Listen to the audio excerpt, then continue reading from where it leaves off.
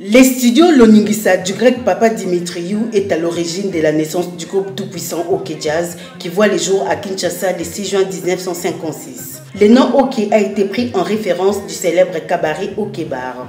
Le groupe se compose des Franco et sous Jean Serge, De La Lune, Roi Télé, Rossignol et Don Ganga et les autres. OK Jazz entre ainsi dans l'histoire. Franco est au sommet de son art et il invente un style qui sera sa marque. Ils sont nombreux, ces fêtards qui traversent le fleuve pour venir à Kinshasa, où les nuits sont réputées agitées pour écouter la musique des tout-puissants OK Jazz. Après l'indépendance, Luambo Makiadi est surnommé les sorciers de la guitare. Il développe les Seben, qui est un long discours à la guitare après le premier couplet où les guitaristes et leaders exhibent sa virtuosité en matière d'improvisation.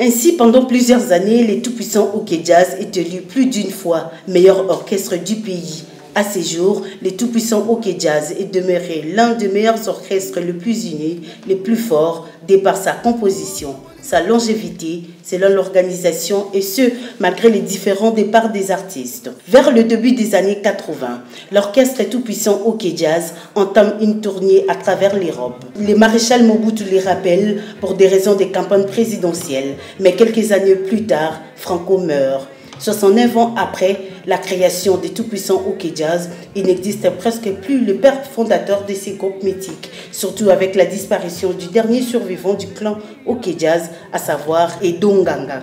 6 juin 1956, 6 juin 2025, 69 ans, l'orchestre tout-puissant OK Jazz continue à faire parler de lui avec Emungo Luambo, le fils Luambo qui a repris les flambeaux, et cela se passe toujours à l'espace IN 3 où Luambo et les siens ont évolué.